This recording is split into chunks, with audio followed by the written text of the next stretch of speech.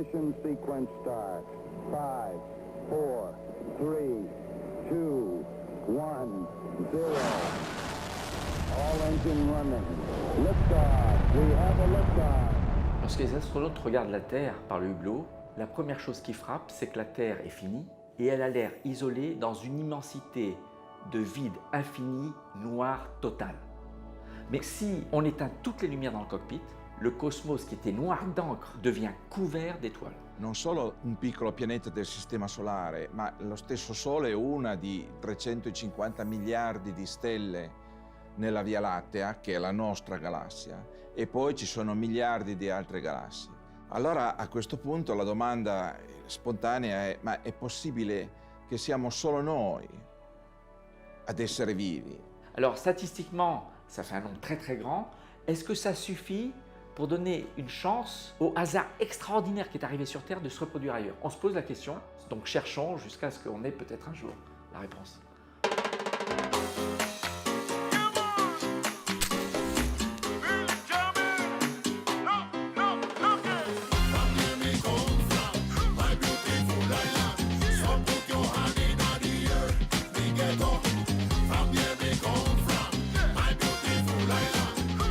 Biggest man on the bar is Ike Catcher. Ace Diego, come from Los Angeles. Anything is possible, man. So I started practicing, coming here every Sunday, and little by little I just got better. Training and maintaining and constructing yin and yang.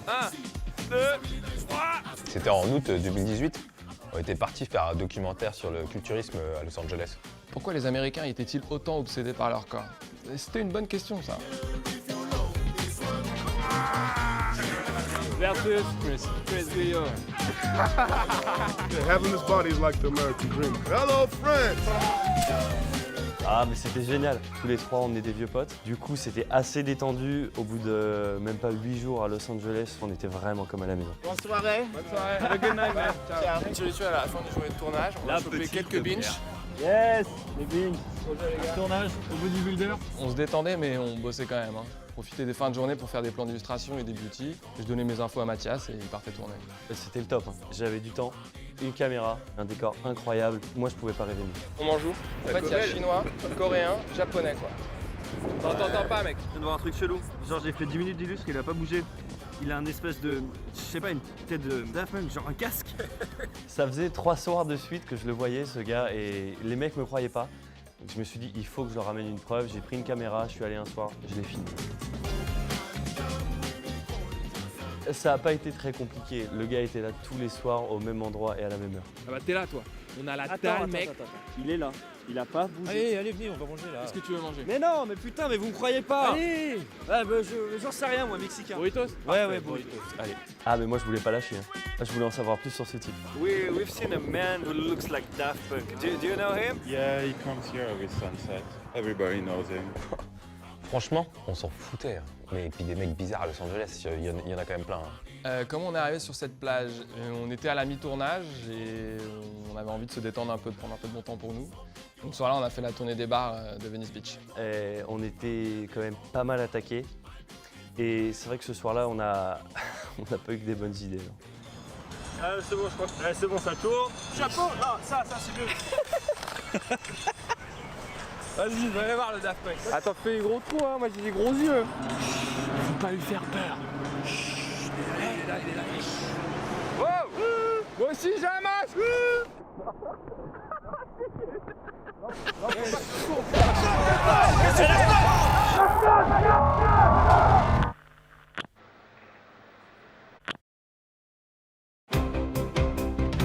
Good morning. Welcome to MBS First News. Oumuamua is the name of the asteroid. This strange traveller is an incredible discovery. This is the very first interstellar object, an object which comes from outside the solar system. When Oumuamua was discovered last October, it was tumbling past the Sun at a speed of 196,000 miles an hour. It looks nothing like any asteroids or comets we've seen before. Nothing else in our solar system looks like this. Perhaps it is a spaceship or a probe. We have to put that possibility on the table. You want that to be aliens? Of course I want that to be aliens. Okay. The reason why it's probably not aliens is its trajectory around the sun was completely determined by gravitational forces. How do you know? Because we calculate this. Now Oumuamua is out of our solar system and we can no longer see it with our satellites. Anna has a theory as to why we keep coming up with these exotic explanations. As hard as it is to fathom the existence of aliens, it's apparently even harder to fathom the idea that we are alone.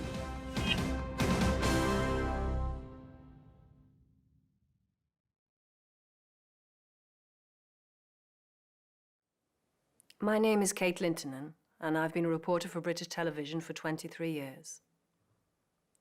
In August 2018, 3 French filmmakers went to Los Angeles to shoot a documentary on bodybuilding.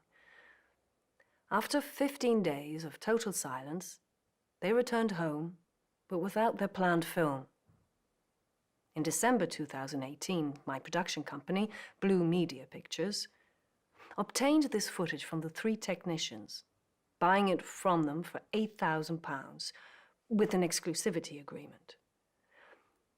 They say that they interrupted their shooting after meeting an alien who they then tried to help return home. I've looked at all the footage and it just seems more like a bad hoax rather than an encounter of the third kind. However, I convinced myself that this story could be a good starting point to tell another story. The quest for extraterrestrial life. This quest mobilizes hundreds of scientists and the world's largest space agencies. Their goal? To answer the question we all ask ourselves. Are we alone? This film is a mixture of my work, documented, sourced, cross-checked and researched, and the strange adventure of the 3 French filmmakers. À l'instant où il m'a touché, il y a eu un énorme flash. C'est comme si on était dans une espèce de matière visqueuse, comme du pudding, mais mal cuit. Et là, c'est devenu froid. Des milliers de paillettes sont apparues et nos corps les attiraient comme des aimants. Donc toutes les paillettes sont arrivées comme ça, je voyais, ça arrivait sur Matt, ça arrivait sur Chris, ça arrivait sur moi et ça nous a traversés. Et je sais pas comment vraiment dire. Quand j'ai rouvert les yeux, je savais tout. Finalement, le truc du pudding, comme dit Chris, c'était de la télépathie. On a compris son histoire en fait grâce à ça. Et c'est pas banal. En fait, il était le seul survivant du crash de son vaisseau en 1947 à Roswell. Pour pas se faire choper, il a fait le caméléon et il s'est fondu dans la population en se transformant en Américain moyen. Quand tous les médias ont commencé à parler de l'astéroïde Oumuamua en novembre 2017, je pense que lui seul savait ce que c'était. C'était pas un simple astéroïde, mais un vaisseau. Un vaisseau venu le chercher. Après, il lui restait un gros problème. Il devait absolument signaler sa position à l'astéroïde. Sinon, l'astéroïde allait passer devant la Terre et en gros, ce serait cuit pour lui. Il l'aurait raté et il ne pourrait plus jamais se signaler. Mais seul, il ne pouvait pas le faire. Des humains devaient l'aider. Et c'est tombé sur nous. Je sais bien ce que vous dites, hein. Mais Flo et Mathias, ils vous diront la même chose. Hein. C'est comme ça que ça s'est passé. Ah, on était tous d'accord pour l'aider. Quelque part, je crois qu'il nous a pas trop laissé le choix. Et du coup, le tournage a pris une autre direction. Ouais, alors le camping-car, j'ai trouvé ça. Avec comme ça, on documente tout. Non, mais un bus, c'est beaucoup trop gros. 2000.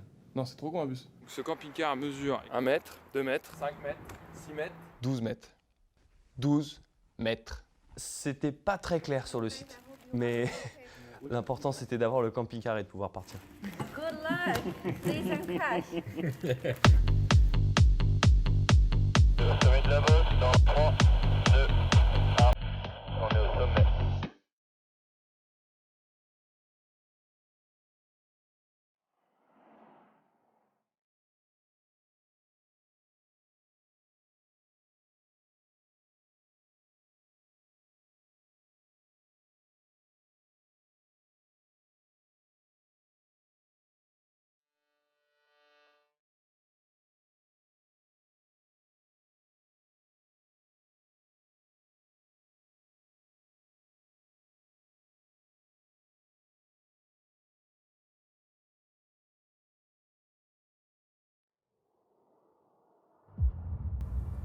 July 8, 1947, New Mexico.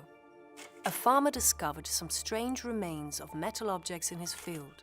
The army dispatched to the scene seized the debris and made a statement referring to the crash of a flying saucer. They then backtracked and published a denial, eventually reporting a military probe balloon.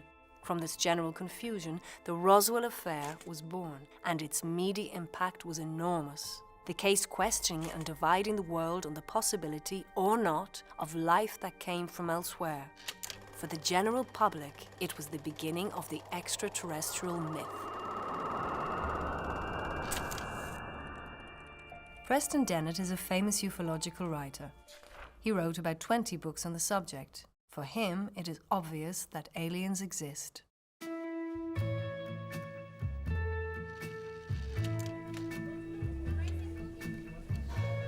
We're not the center of the universe. In the beginning, we thought everything revolves around Earth. You know, the sun revolves around Earth, everything. And slowly, as we become more scientifically minded, we realize, no, we're just a tiny, tiny little piece. And I think the whole UFO phenomena is another huge wake-up call. There are other more intelligent people who are more technologically advanced than we are. According to him, here is why and how they manifest themselves. I think they have gone to our government, but it's covered up. They want open official contact, and our government is not willing to do this.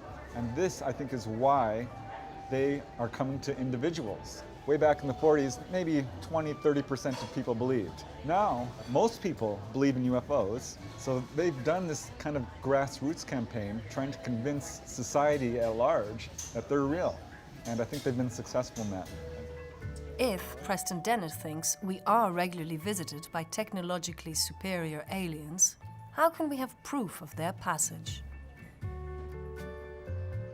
Since 1969, a non-governmental organization called MUFON has been trying to gather these contacts. MUFON is the Mutual UFO Network. So our mission statement is a scientific study of UFOs for the benefit of humanity. We collect reports from the public. About 500 to 1,000 a month come into our center here. And then we have field investigators we train all over the world to go out and investigate, meet with the witnesses, and try to determine exactly what the people saw. So we always start with that we can explain it. Once we've gone through all the possibilities and we can't find an explanation for it, then it becomes an unknown, and that's part of our research database. A database that would constitute more than 50,000 of these said realistic testimonials. Bon, franchement, on n'y connaissait rien. Du coup, j'ai tapé extraterrestre dans Google et le premier truc qui est remonté, c'est le MUFON. J'en ai parlé avec les autres et on s'est dit que c'était un bon point de départ pour avoir des infos sur Oumuamua. Ouais. Sauf que personne ne voulait y aller. Et puis on n'y connaissait rien à l'espace et tout ça. Bah, comme on l'a dit dans le camping-car. Pierre, feuille, ciseaux. Ouais, non, c'est honnête. Ouais. 1, 2, 3. J'y vais.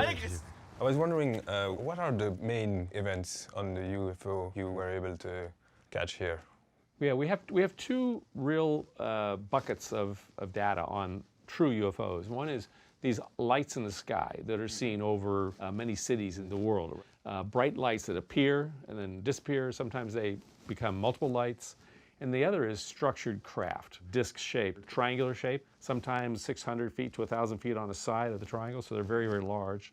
Here's one right here behind us that happened in 2014 in Missouri. And after investigation, it was determined that was probably somewhere between 15 and 20 feet big. It wasn't a drone, wasn't an aircraft. There's no wings on it. There's no jet engines on it. It was just this disc in the sky. Je me souviens, il y avait une petite tache marron sur la photo. Ouais, c'était pas flagrant son truc. Hein. Du coup, j'ai essayé de le relancer sur l'astéroïde, Oumuamua, mais ça l'a pas vraiment inspiré. I've heard of it, but I don't really follow it that closely. No, yeah. That you don't think that has nothing to do? No. Le café était bon, hein, mais à part ça, au MUFON, il n'y avait rien sur l'astéroïde. C'était assez décevant. Ufologists, like Preston Dennett, the MUFON people, or the three Frenchmen, are among those who believe in the existence of extraterrestrial life. But this very important community is frequently rejected by the more Cartesian minds of those who say they have a total lack of objectivity. However, science will try to answer the question. Since the 1960s, and thanks to new tools developed like giant radio telescopes, astronomers began to listen to deep space. Their goal? trying to intercept an extraterrestrial signal from the cosmos. This is also the objective of the SETI program, of which NASA is one of the main partners. And the SETI Institute has a rather interesting mission, which is to explore, understand, and explain the nature and origins of life in the universe and the evolution of intelligence. Part of our work, historically, the search for signs of technology from deep space that would suggest the presence of an advanced civilization. 130 researchers are working on it today. Among them, the astronomer Frank Drake. He initiated SETI, but above all, he is the author of the famous Drake equation. This equation would make it possible to evaluate the potential number of intelligent extraterrestrial civilizations with whom we could come into contact in our galaxy. According to Drake's calculations, he estimated that there would only be a dozen in the entire Milky Way. But to detect them, it is hoped that they would communicate, in which case they could use radio waves, as we do, which would reveal their existence. Noi, la civiltà terrestre, già negli anni 50-60, emetteva nello spazio una quantità enorme di onde elettromagnetiche, perché tutte le telecomunicazioni, via radio, eccetera, eccetera, sono tutte basate sulle onde elettromagnetiche. E queste si propagano nello spazio all'infinito con la velocità della luce. Allora, il prossimo passo è invertire il ragionamento e dire, ma siccome noi umani continuiamo a mandare nello spazio una valanga di trasmissioni radio di tutti i tipi, succede qualcosa di simile anche a qualcun altro? These big ears are therefore on the lookout for the slightest signal. But what exactly does it look for? So in the radio part of the spectrum, we're looking for things that we don't think nature can produce. They show up at only one frequency, one channel on the radio dial. And so we've written algorithms that can look through frequency and time and look for the pattern of these narrow signals. To try to find these famous artifacts, large antenna networks were established. John Richards works in one of them, the Allen Array Telescope, and from here all the electromagnetic waves coming from space are captured. We get a lot of signals coming into our site and being intercepted by our 42 dishes. All these signals come into our main computer room, and searched through is a signal from ET and not some radio frequency interference from a satellite or spacecraft. So every night we're pointing them all together at the same locations in the sky and searching for radio signals. Several times a year, the system thinks it detects something, and every time we go back and we look for it again, look over the data, and so far we've determined that maybe we got too close to a satellite or some ground radios that were acting strangely. So there's been close calls, but every time it turned out to be something fairly benign.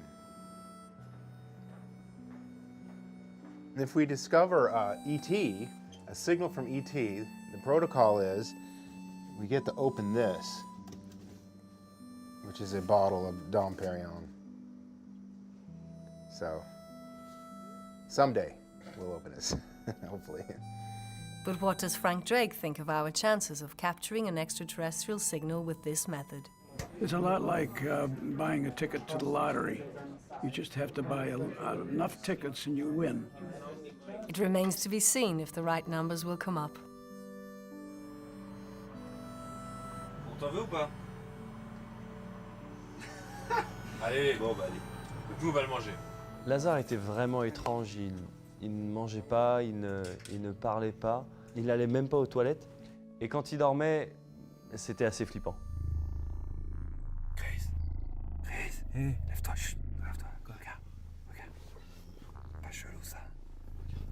Pas chelou, qu'est-ce qu'il fait là? Bah, il dort on dirait. Laisse-le, sinon il va recommencer son truc là. Vas-y, t'as raison, il ferme la porte. Flo avait fait pas mal de recherches sur Internet et il avait trouvé le numéro d'un planétologue du SETI. Après quelques Skype, il l'avait convaincu de nous rencontrer. Clairement, c'était un super plan. De toute façon, toutes nos autres demandes étaient négatives. Donc on n'a pas hésité, on a repris le camping-car et on a fait 1700 km jusqu'à là-bas.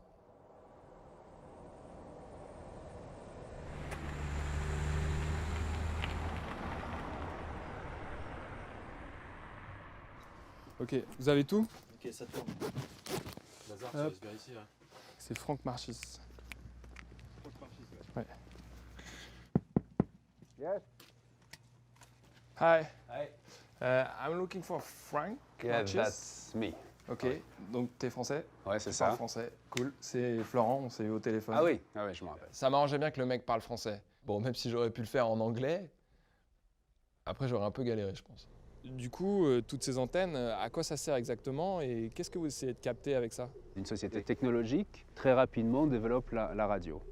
Donc ces ondes radio, elles se propagent. Donc nous, ce qu'on espère, c'est à un moment être placé dans l'axe d'une de ces sources et d'avoir un détecteur suffisamment sensible pour pouvoir mesurer et détecter ce signal. On peut s'approcher d'une parabole, voir comment elle fonctionne? Oui, bien sûr. Ouais.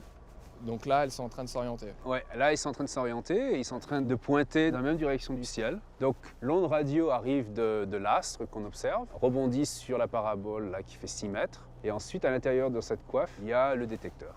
Et avec tout l'arsenal qu'il y a ici, vous avez déjà réussi à capter un signal concret, clair? Non, on n'a jamais trop capté de signaux. En réalité, on a capté beaucoup de signaux qui sont des signaux parasites, mais on n'a pas encore capté de signaux qui proviendraient d'une civilisation extraterrestre. Okay. Pour confirmer qu'un signal vient d'une civilisation extraterrestre, il faudrait qu'il se répète. Ouais. Donc il y a beaucoup de conditions. Ces conditions n'ont jamais été remplies pour aucun de ces signaux. Okay. Et il y a un astéroïde qui vient d'un autre endroit que du système solaire, c'est l'astéroïde Oumuamua. Vous avez essayé de l'écouter, lui ou... Oui, on a essayé d'écouter Oumuamua il y a quelques mois, lorsqu'il était à proximité de la Terre, lors de son passage, mais on n'a rien détecté. Ça ne donne rien? Non, vous entendez rien? C'est un objet qui était muet comme un astéroïde. Ok, très bien. Nous, on cherchait à communiquer avec des extraterrestres, alors que pendant ce temps-là, les meilleurs scientifiques du monde ne trouvaient pas le moindre signal avec le matériel le plus high-tech au monde. Voilà. Until now, total silence. No radio telescope in the world has ever captured the slightest signal from an intelligent alien civilization. Why? Enrico Fermi, a famous Italian-American physicist, was sitting around at lunch one day and he said to the other people at lunch, "Where is everybody?" And he wasn't talking about the fact that there weren't more people at lunch. What he was talking about is that he'd made a quick calculation and realized that if anybody wanted to colonize the galaxy, why don't we see evidence? Our logic assures us that we are not unique, that they must be there, and yet we do not see them. This is the Fermi paradox. Several hypotheses were used in trying to resolve this. Life only developed on Earth. It has grown elsewhere, but has already been extinguished. Our tools are not adapted to detect it. Finally, they have not yet managed to contact us. This last hypothesis is based on the reality of the universe around us. It is gigantic. Travel time is 15 billion light years in diameter. In these conditions, it is not easy to communicate. D'autres civilisations peut-être plus avancées que nous sont tellement loin que les messages qui nous ont envoyés peut-être il y a des millions d'années mettront 2 milliards d'années à nous atteindre.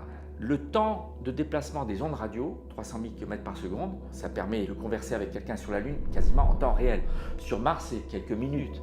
Mais dès qu'on passe à un autre système solaire et éventuellement d'une autre galaxie, là c'est tout de suite des millions, des milliards d'années. Therefore, if an intelligent life exists elsewhere, it may be necessary to wait a long time for the proof. For the moment, the search seems to have stagnated. But in 1995, a discovery changed all that. It was in France, at the Observatoire de Haute-Provence, that Michel Mayor and his team discovered the very first exoplanet, a planet that revolves around a different sun to ours. Cette découverte s'est faite avec un nouvel instrument qui permettait de mesurer les mouvements de l'étoile perturbés par la planète. Depuis plus de 2000 ans, les gens rêvaient d'autres mondes dans le cosmos, parlaient de pluralité des mondes, et tout d'un coup, voilà, on avait une première planète autour d'une étoile très proche du Soleil. Very close to our sun, but 51 light years away. In spite of this, the discovery confirmed that there are other possible worlds. The astronomers then embarked on a hunt for the new lands, and their efforts were rewarded. On a découvert une population qui s'appelle des super-terres. C'est des objets qui sont extraordinairement nombreux dans l'univers, entre à peu près 1 fois la masse de la Terre et 10 fois la masse de la Terre. The discovery of exoplanets changed scientists' approach. It is no longer a matter of waiting for an extraterrestrial signal to fall from the sky, but to target and study these potential worlds. However, of the 5,000 exoplanets found, not all of them met the criteria expected to enable life to develop. Only a very few have been found to be in that magic zone that we call the habitable zone, where the temperature is just right that there would be liquid water, because that currently is what we think is required for there to be life out there. In addition to having water, the planet must also be and not composed of gas, and have a protective atmosphere to avoid being irradiated. Once all these elements are combined, there is still more to be accomplished. In our solar system, one planet seems to have ticked all the boxes: Mars. Yet, no probe found any trace of life, past or present. Being hospitable for life and having life is two different problems, and we don't really know how we do the transition from one to the other.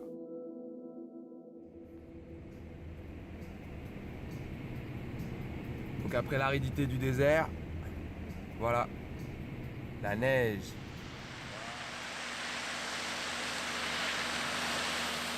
Ah, on n'est pas non plus parti complètement bredouille de l'ATA. Frank Marchis nous a donné le contact d'Eleanor Gates, qui est une astronome qui travaille au Lick Telescope juste à côté de San Francisco. D'après lui, elle était assez cool. Et du coup, on a foncé là-bas. Enfin, foncé. Disons qu'on a fini par y arriver. Petite surprise du matin. Voilà le camping-car complètement bloqué. Le Lick Telescope, on arrive. On sait pas. On sait pas quand, mais on arrive. Mais on y sera. Bougez pas parce que nous on va essayer de bouger.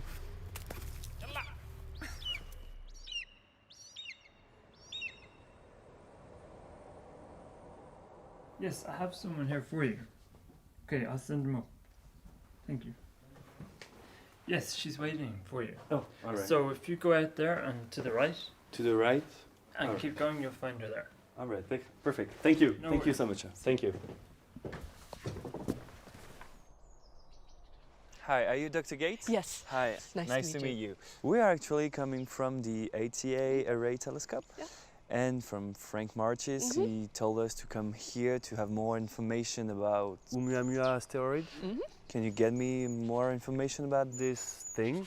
Well, not immediately. Yeah. Our telescopes are scheduled well in advance, and I don't have the authority to So designate the telescope. we can go into the telescope No, and unfortunately see. not. Oh, why not? It's just it's a big formal process to get time on our telescopes. So first you have to write a scientific proposal, and it goes to So- committee, and it's scheduled 6 months in advance. There's So- no chance. No, not a unfortunately, chance. we have astronomers doing their calibrations and getting set up for tonight's data, Yeah. and we can't disrupt that.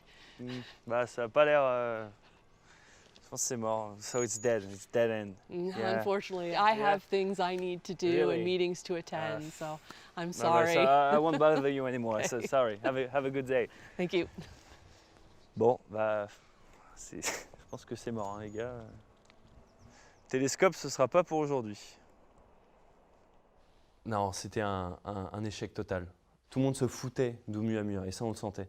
L'astéroïde, une fois qu'il a été analysé, il n'intéressait plus personne. En fait, on savait plus trop comment faire.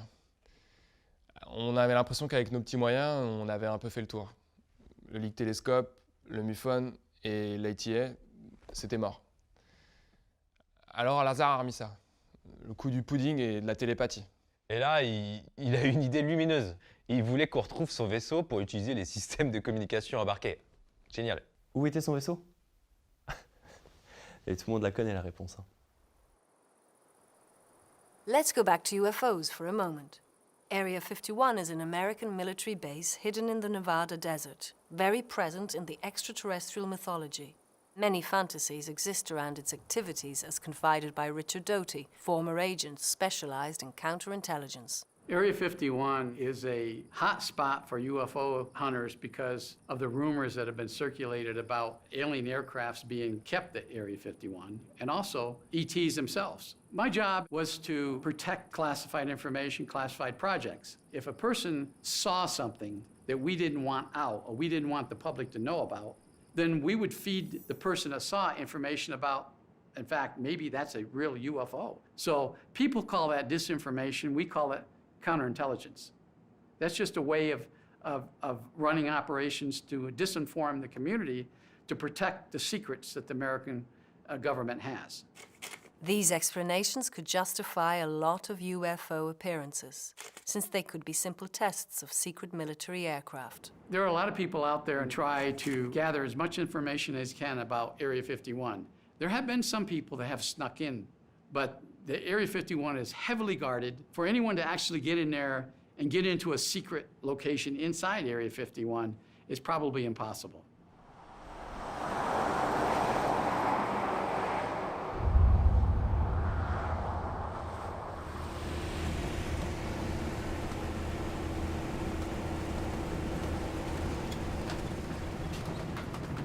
Je crois que c'est là, hein, c'est le bout du chemin.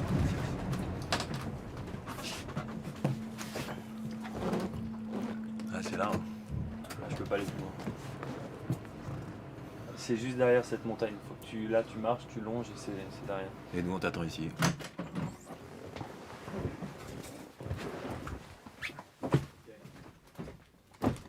Par contre, faut être super discret. Hein. Nous, on t'attendra ici. Essaye de faire au plus vite, quoi. On avait tous conscience que c'était une énorme connerie ce qu'on était en train de faire, mais de bout en bout. Hein. On n'a pas arrêté de lui dire. Mais lui, c'était sa dernière chance. Alors il s'est lancé. On ferait mieux de retourner le camping-car et se tenir prêt. Je sais pas combien de temps ça va mettre. S'il est revenu avant la tombée de la nuit, déjà, on est bien. Allez. On a retourné le camping-car pour le mettre dans le bon sens, enfin le sens de la route. Et on a attendu.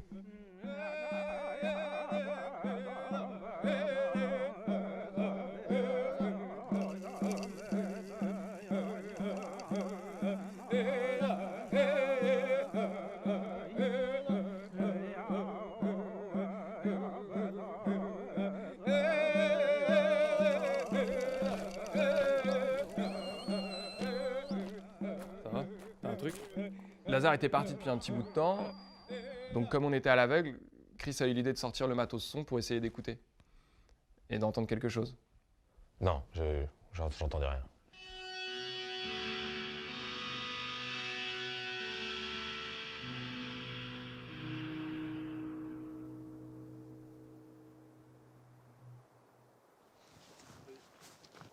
T'as un truc? Ah, je sais pas, il se passe des choses, mais... T'as rien, toi, Toki? Un bruit, quoi.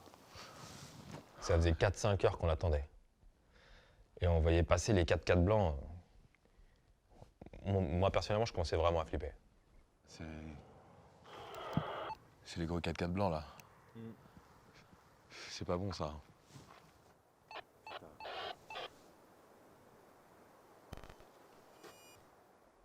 Je me rappelle qu'à ce moment-là, on s'est regardés tous les trois et franchement, on faisait pas les fiers.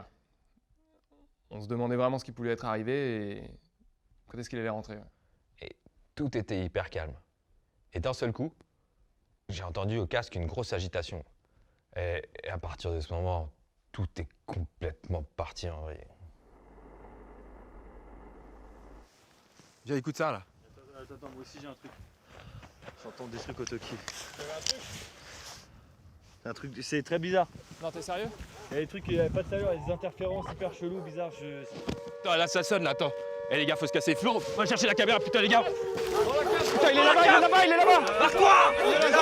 Putain, les gars, venez. Putain. Allez, vas-y, monte. Allez, démarre, vas-y, avance, à fond. Vous l'avez, il est là. C'est bon, il est là. Fonce. Oh là là, qu'est-ce qui se passe? Il l'a pas. Putain, il l'a pas en plus. Il l'a pas. Putain!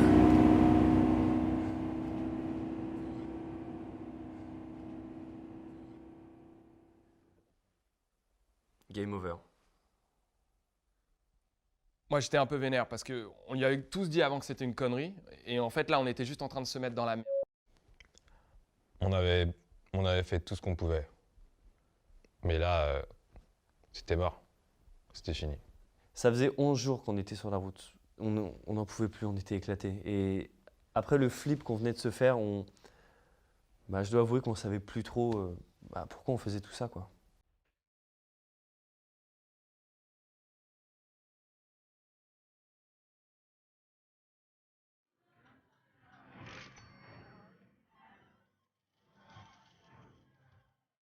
Las Vegas.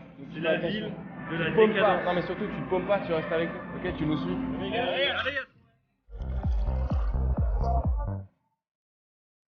Flamingo. Allez la roulette les gars, c'est là qu'on se refait. Et 2000 sur les rouges. C'est un peu chaud. On va se refaire. Il est où Lazare? On a perdu depuis tout à l'heure, on sait pas où il est.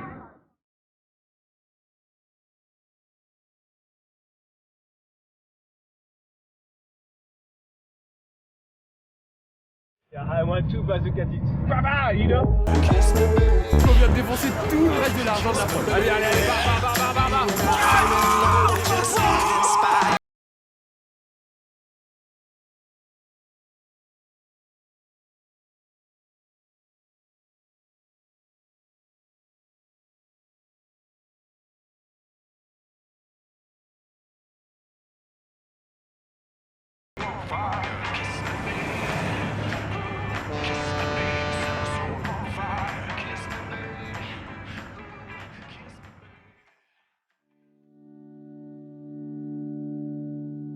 Finding life on the exoplanets is the next step. But we must first define what exactly we are looking for. The evolution of life on Earth gives scientists valuable clues. L'univers a 15 milliards d'années. Le système solaire, 4,5 milliards d'années. L'homme là-dedans, ça représente rien du tout. La dernière seconde du dernier jour.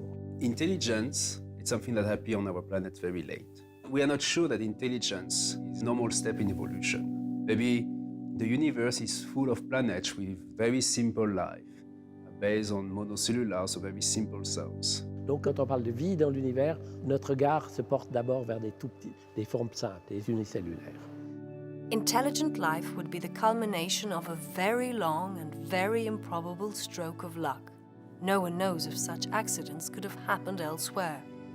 Scientists focus their research on simpler extraterrestrial life forms such as bacteria, which at the same time would explain the absence of contact. But how can one look for a microscopic and silent life billions of kilometers from the Earth? Well, it's a challenge because these other planets around other stars are so far away, it's hard to get much information about them.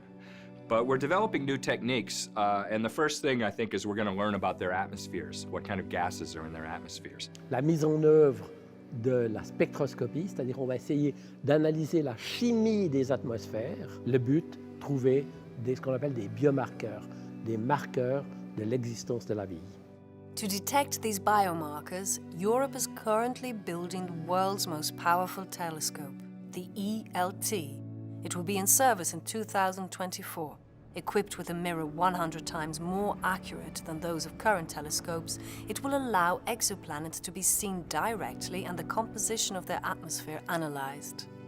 For, if life exists elsewhere, it will, as it has on Earth, have been modified over time. Life has greatly changed the atmosphere of Earth in a way that we could detect if we were on an exoplanet. So I think that's the first thing is we'll look for strange atmospheres that may be the products of life. And ultimately, maybe other things. We'll look for pigments, you know, reflection, if there's green forests or some other color forests, but life may change the reflective properties of the planet. Life created an ecosystem on Earth that turned an inhospitable and empty ball into a rich, varied, lush planet, cradling millions of living species.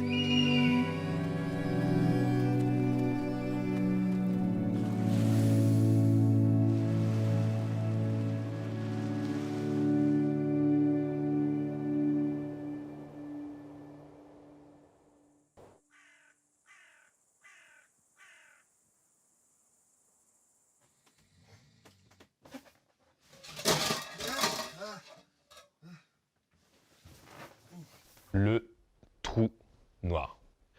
Quand on s'est réveillé, C'est comme si on avait fait un voyage spatio-temporel. On était garé sur un putain de parking à Las Vegas, on se retrouve en plein milieu d'une forêt. Oh, il est pas derrière, il est pas là, il est pas dans les couchettes, y'a rien. Quand ça, il est pas derrière? Il est pas là. Qui a les clés du RAV là? Mais qui a conduit? Mais je sais pas moi. Qui a les pas clés? conduit toi? Non, j'ai pas conduit. T'as pas conduit? Qui a les clés? Mais t'as conduit ou pas? Et non, si j'ai râlé. Ils sont sur le volant, on laisse les patates. Là, on avait un gros problème. Primo, on savait pas du tout où on était. Et deuxio, il y avait quand même un extraterrestre qui était en train de se balader sur des chemins de rando sans qu'on sache trop où il allait, ni pourquoi.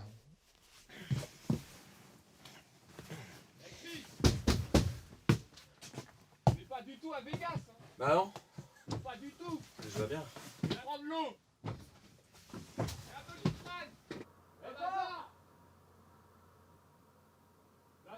Lazare! Lazare! Lazare. Oh! Il peut être n'importe où, je sais pas, t'as vu la taille du truc? Il y a quelque chose avec la caméra. Lazare! Aide-nous à chercher, sérieux, arrête de faire filmer là, c'est bon, viens! Vas-y, détends-toi mec, c'est Non, bon, mais calme-toi ça va, là. ça va. Hein? Lazare! Ouais mais calme-toi. C'est bon, hein. les gars, c'est bon les gars, ça va. Lazare!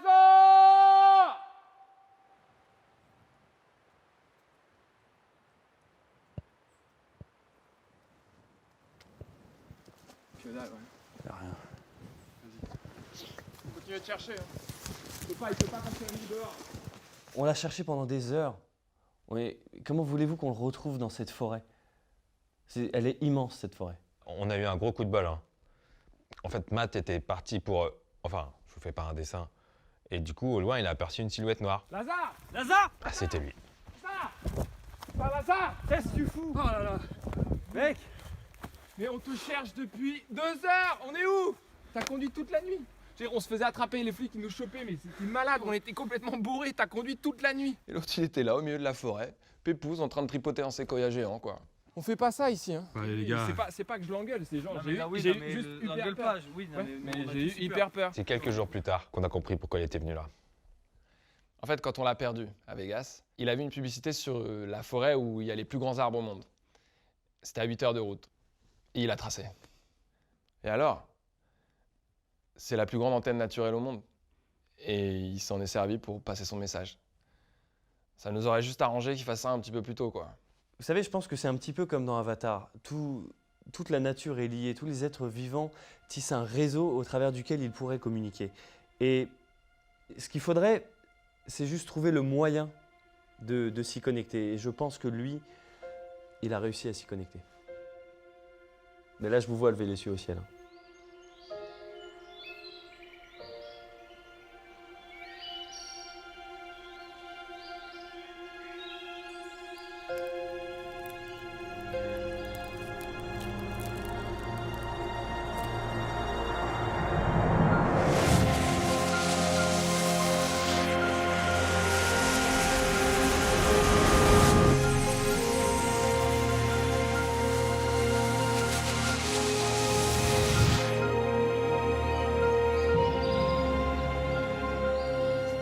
Le message? On n'en savait rien. Mais de retour dans le camping-car, il nous a montré la photo de Monument de Vallée. Et on a compris que c'est là-bas qu'il voulait qu'on aille.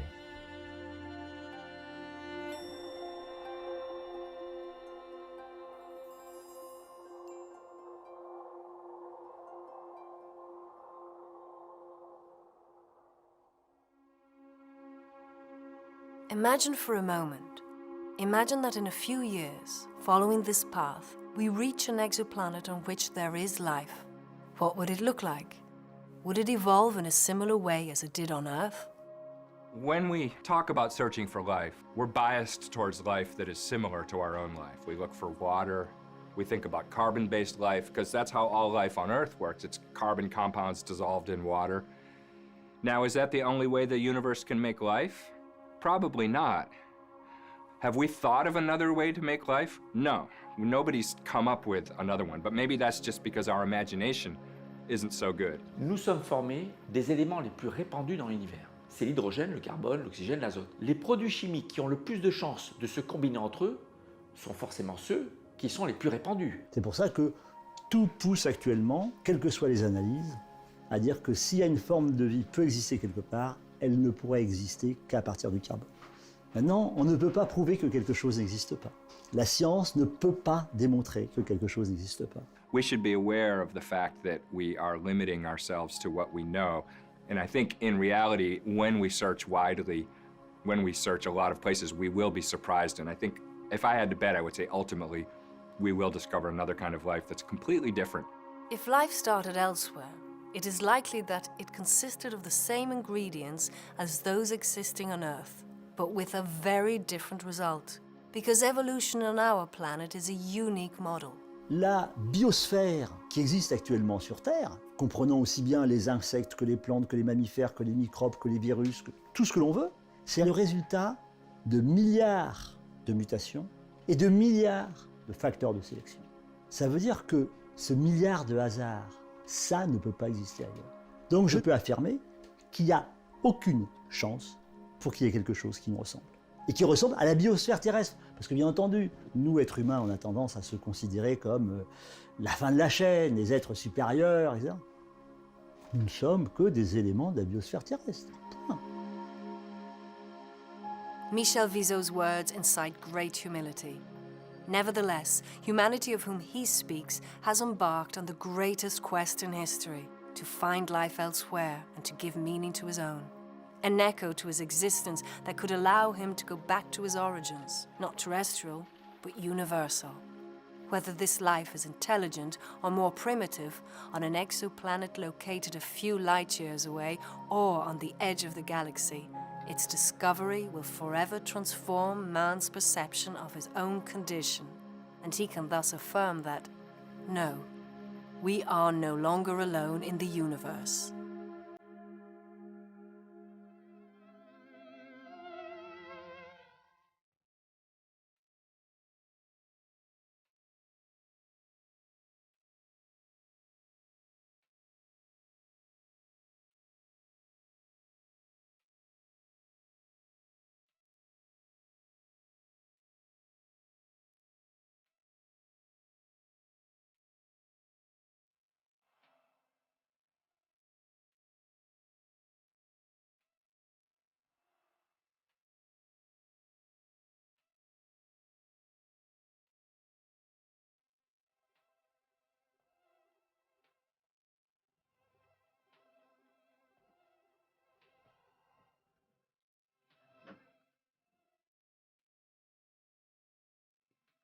Avant d'y aller, il s'est complètement figé, comme s'il n'était plus sûr de ce qu'il voulait faire.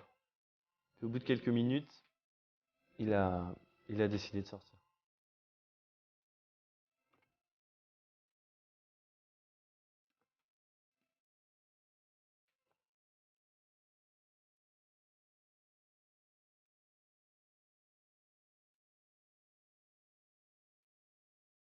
Cet endroit, c'était magnifique. Du coup, j'ai sorti mon téléphone et j'ai essayé de filmer un max de trucs. Pendant ce temps-là, Flo, il immortalisait les derniers moments de Lazare. Je me rappelle qu'il avait l'air bien. Je crois qu'il sentait qu'il était au bon endroit.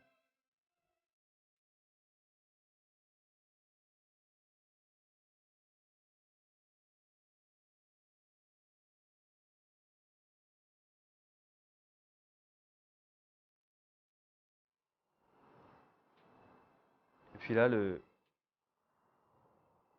moment est arrivé. Nous, on avait rempli notre mission comme on pouvait. On ne pouvait pas faire plus. Je me suis dit que j'allais immortaliser ce moment, quoi. C'était l'occasion de faire une photo tous ensemble avant qu'il nous quitte. Ouais, je l'ai sur mon téléphone. Je peux vous la montrer. Enfin, je voulais vous la montrer, même j'avais un peu préparé le truc. Voilà, c'était quelques secondes avant qu'il parte. Je sais pas si la caméra le voit bien. Ok, vous êtes prêts? Attends, là non? Je fais là-dessus.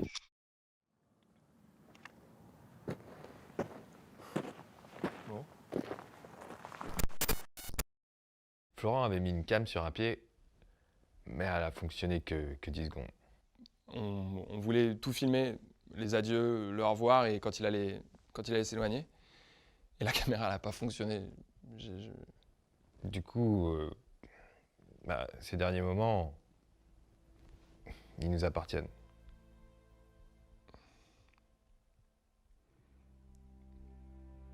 il a... On s'est regardé une dernière fois et il a descendu une espèce de petite pente. Il a marché vers l'ouest.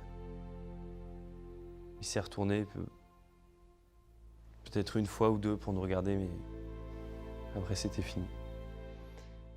Au bout d'un moment, il s'est tellement éloigné qu'on l'a plus vu. C'était fini.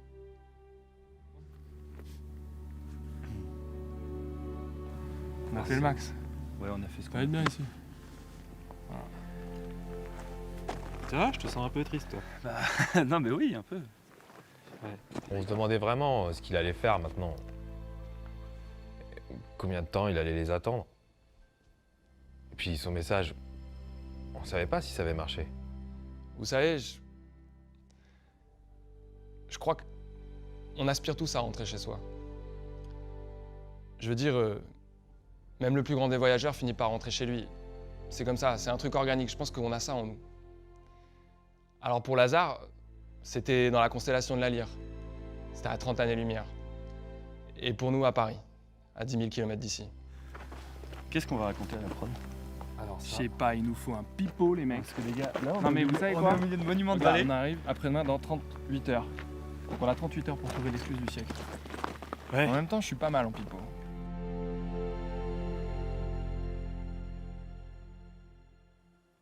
The three filmmakers returned to Paris, where they were fired by their employer for serious misconduct.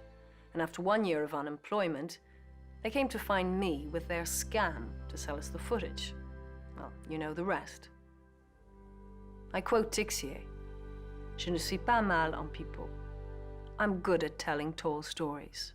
And that just about sums it up. I mean, how am I supposed to have confidence in these guys lying to the camera and God knows what stories they're telling their production company? Christopher Guillot, Florent Tixier, and Matthias Riol are liars. They've obviously made up this whole story just to create a buzz. And they've succeeded, because now I'm telling you about them. And for the so-called Lazare, I mean, seriously, a child would make a better costume.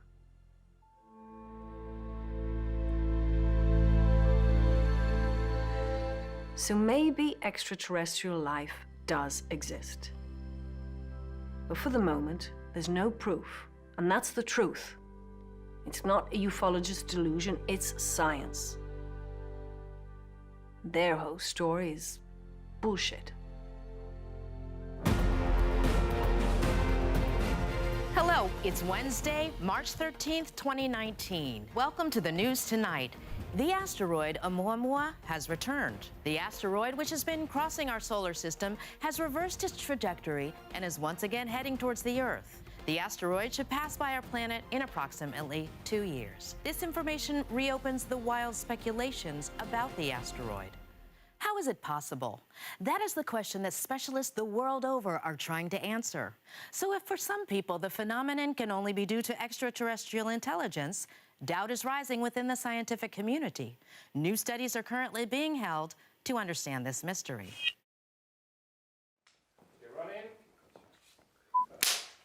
So, Mrs. Lintonen, can you tell us the chronology and the events of the last few days? Well, it was the 28th of June, 2021, and it had been 2 years since I put my documentary on standby. And the announcement of Oumuamua's return, well, that was just a huge surprise. It triggered a real media boom, and for scientists, this asteroid was an enigma. I started wondering, well, what if the story of these three Frenchmen was actually true? And to get to the bottom of it, 3 days before Oumuamua came back to Earth, I went with Max, my cameraman, to Monument Valley. When we arrived, everything was very quiet. There was just a few people taking pictures and being on holiday and doing that sort of stuff. And we tried to explore, but the whole area was restricted, and we weren't allowed to leave the tourist itinerary.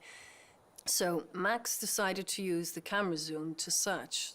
On the second morning, He spotted Matthias, Florent, and Christopher, and I remember thinking, oh, well, what will I do? I decided just to choose to keep my distance, but their presence really disturbed me. I was thinking, if they're there, that meant that we were all there for the same reason.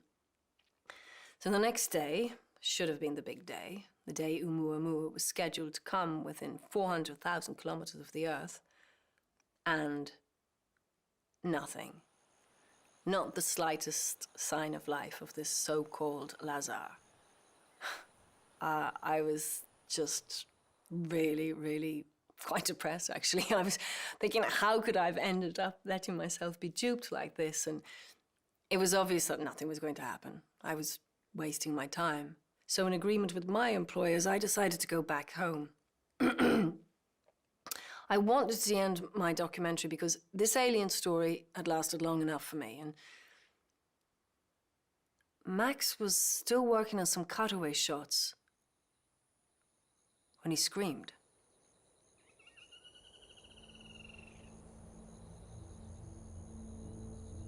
What the? Jesus! Kate, it's down there, Kate! Look! Oh my God! Shoot, I can't Max, believe film! it. Film, Max! I'm filming! Là, il est là-bas. Vas-y, Matt, on descend, viens, vas-y, Matt. Chris, tu le vois ou pas? Il va vers une montagne. Look at your life from Monument Valley, where an individual who God. could be Hulk. Look! I think I can see his face, or I think he's wearing a mask. Bloody hell! It looks like a mirror. Impossible. Shit! God! Oh! He's out! Jesus Christ!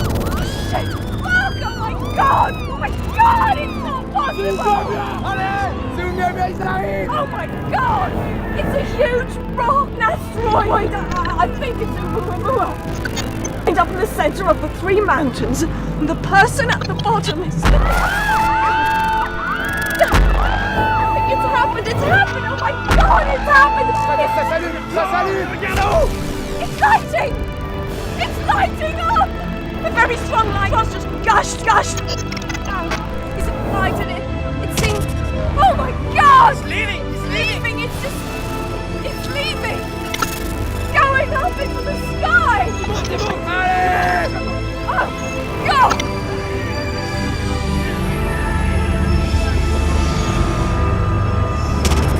Il est dedans! Restez là-bas! Allez!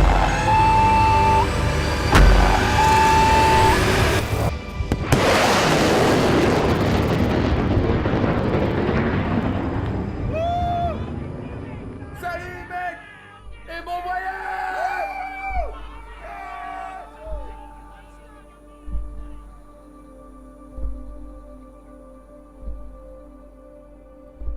Wow, that's a story. That's an incredible story. What happened afterwards, after the vessel disappeared? Over there, it was madness. People were hysterical. Max and I, we took advantage of the general confusion to go down to the middle of Monument Valley to continue filming. And when we arrived at the bottom, we shot the last images. Lazar, an alien.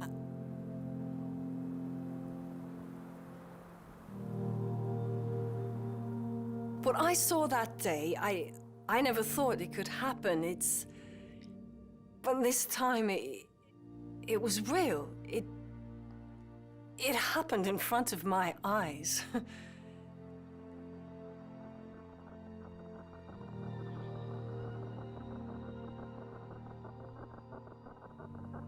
Okay, so what do you plan to do with your documentary now? Well, I'll start by retrieving the footage from this interview, and I'll finish it, obviously. I think I'll just change the end a little bit, however. And I would like to say something to the camera. Oh, yes. Go ahead. I do regret the treatment that I gave our French friends. I finished the first version of my documentary calling them liars. Obviously, in light of recent events, I must apologize to them. But how could I have believed them? How could I have known? The first rule for any journalist is to verify the facts, cross-check the information, and multiply the sources, which is exactly what I did. And at that time, in 2019, Astronomers, planetologists, exobiologists and researchers, they all believed in the same thing.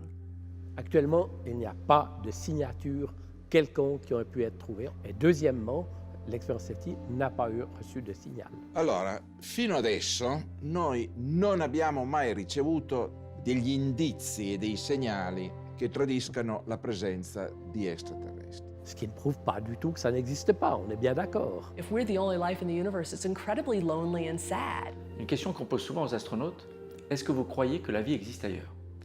Alors, c'est pas une histoire de croyance, mais on peut préférer une réponse à une autre. Personnellement, je préfère l'idée qu'on n'est pas seul dans l'univers. So we don't know if that's the case, but in my heart, I hope that is. Mais si on trouve déjà même des formes de vie extrêmement élémentaires ailleurs que sur Terre, dans notre système solaire, alors ça veut dire que ça a pu arriver à beaucoup d'endroits ailleurs. On aura fait une étape supplémentaire pour montrer que les lois de la chimie sont universelles et que ce qui s'est produit sur Terre n'a pas de raison de ne pas se produire ou de tenter de se produire ailleurs. Si on a tous les ingrédients voulus, la vie doit apparaître spontanément, un sous-produit naturel de l'évolution de l'univers.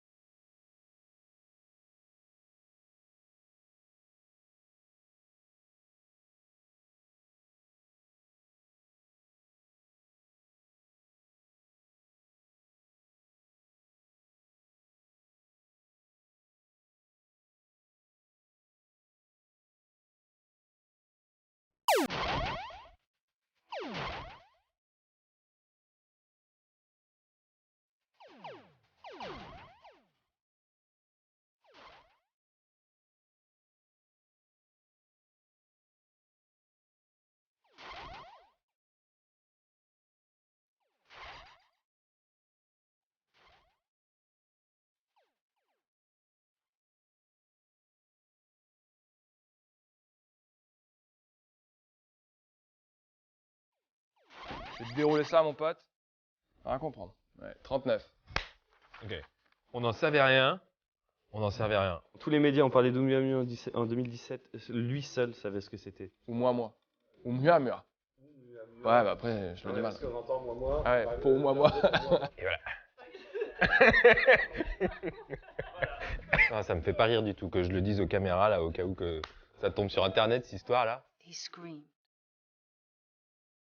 Oh, ça c'était nul, pardon. Attends. Il s'est dirigé vers l'est. Oh, putain, mais c'est ma vie de mère, la vie de ma mère, j'y arrive pas. Est-ce que j'ai fait une petite faute quelque part? C'était pas fort. Putain, je peux pas m'empêcher. Mais déjà, d'une, je suis pas comédien, je suis moi-même en plus. Et je joue le rôle de Christopher Guyot. Excuse-moi, mon pote. C'est un petit peu comme dans Avatar. J'imagine que vous avez vu le film. La nature. Du coup, tu me fais rire, c'est ta gueule. En fait, alors que ça n'a pas de sens, parce que je n'ai cherché à communiquer avec des extraterrestres, alors que les scientifiques du monde ne parlent. Ah si, d'accord. Oui, ok. Oui, ok. Non, mais je comprenais pas ce que je disais, De ne pas avoir mené à bien notre mission. C'est pas ça. Ça. Cet endroit. J'ai failli le dire. Et pour nous, à Paris, à 10 000 km d'ici. Merci. Bah, ça m'a fait plaisir.